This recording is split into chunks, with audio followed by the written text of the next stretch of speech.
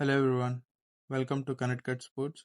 In this video, I'm gonna show you how to do a live score of a cricket match using CricClubs app. For that, first you have to go to the App Store and search for CricClubs and download this app. Once it's downloaded, open it. Once you open the app, if you already have a account, type in your credentials and login. If not, hit sign up and create an account. So once it's signed in, so this is how it looks like, and you can see your profile here.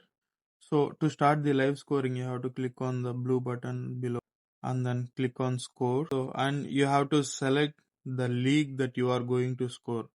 Let's say for example, I am going to. So today I am playing in Connecticut Southern League, and I have a game now. So I wanted to score for my team.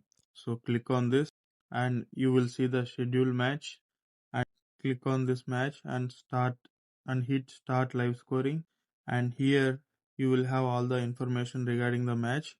And let's say for any reason if this overs doesn't match to your league, change it.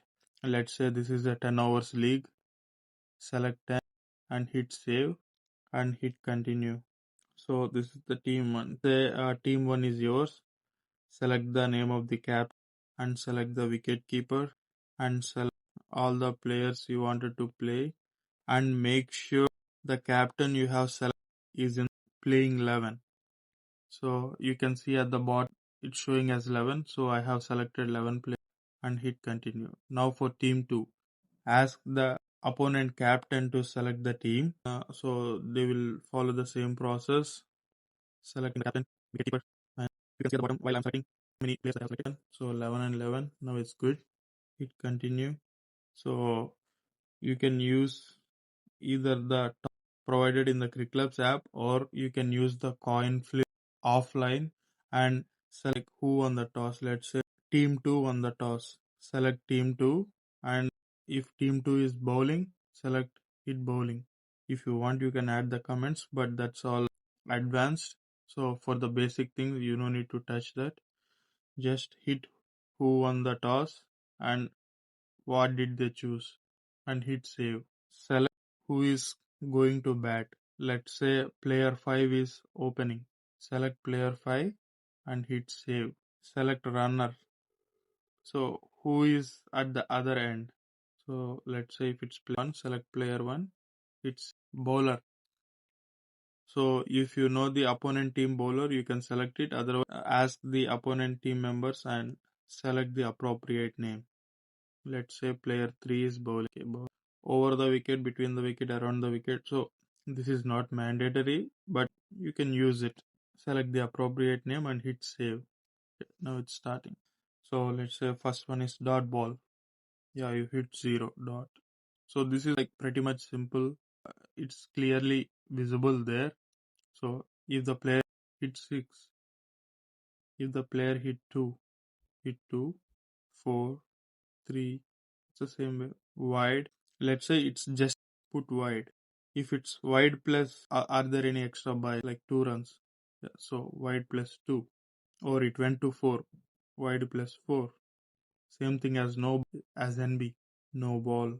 If the no ball has run, like select the appropriate number of runs. No ball plus 3. No ball plus 5. So let's say no ball plus 5. So let's say I put the wrong number. So you want to remove it. Hit undo. So it removed it. So no ball plus 4. So is that 4 a boundary, or they ran 4 runs? If it's a boundary, click yes. If they ran 4 runs physically, then hit no. And by, it's a legal delivery, but somehow keeper missed it and we are taking a bye. So if it's by 1 means 1 by run, by 2, by 3. So the over is completed. So now we have to select one more bowler. So who is bowling the second over? Let's say player 6, player 4 is bowling the second over. Select player 4 and hit save. Now leg byes. So if you want to select any leg byes, you can click LB here and you have this options. Let's say the player 4 came in and In the first ball itself, he took a wicket. You can see, click on the wicket. So how did he take a wicket? Did he bowl the batter, or is it a catch fielder, catch wicket keeper, albeit stumped, run out, hit wicket? So you have all the options here to select. Let's say it's bowled. So select bowled and that's it. So select the new batter who is coming in. Let's say player 3 is coming in. I saved it. And player 4 again took a wicket. This time it's a catch fielder. So select catch fielder and choose who is the fielder that caught the ball. Let's say player 2 caught the ball and hit save. Next, select the other batter coming to the crease. Hit save. And again there is a wicket. But this time it's a run out.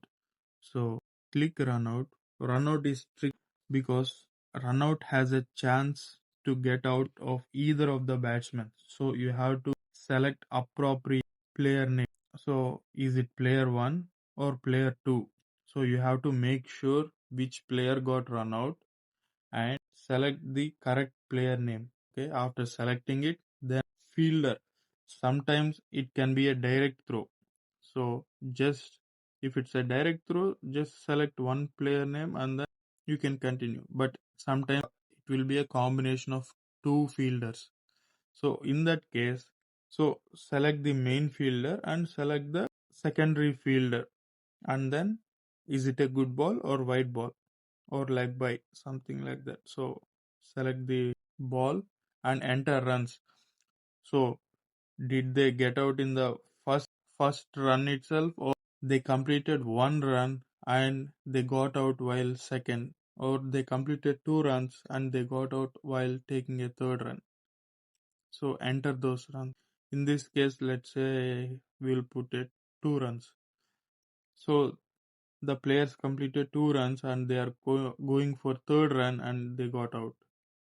So select 2 and hit save. Yeah, now here you can see that wicket and 2. Now select the next player coming in and again wicket. Now you can hit anything. Everything is going like pretty much straight. Except out is only the run out one is tricky because you have to select which batsman got out and you have to select the appropriate fielders. But make sure that you are selecting a right fielder's name because all these run out and everything go into the stats. So as a player, stats is very important for them to look back into their achievements. So please choose right fielder's name. This time we'll put a wicket keeper name. So by default it will select the wicket keeper which we have selected. Let's say if we have change in the middle, so select the correct wicket keeper name and hit save. That's it. Yeah, so let's say if we did any mistake, so undo is always an option. Like you can remove, click undo, it will take out the actions. Let's say I selected a player 10, but player 10, I selected a wrong name as player 10, but player 2 went for the batting. So you hit undo, select player 2, correct name again, and hit save and start scoring. So let's say the team 1 is all out for 41 for 10. So as soon as the 10th wicket has fallen, you will see this screen. So if you are a neutral scorer and you are scoring the whole match, you can hit the start second innings button. But if you are a team scoring from batting side and since your innings has been completed and you are going to field and the opponent team has to start the innings, so you can just leave it. The opponent team, whoever is scoring, so they can open the app and again hit this blue button in the middle, hit score and select the league, appropriate league, and choose the match and hit the continue scoring. When you hit continue scoring, again you will see the same thing. Then hit start second innings. Select the bat, select the run, select the bowler, and start scoring. It's as simple as that. Now you know it's how simple to score. It's easy, like it's literally right there. Dot, single, two, six. Select the bowler. Yeah, it's just straight. So I hope you find this video useful. Next time when you are playing, you don't give an excuse to your captain or the league administrators that you don't know how to score. Thank you.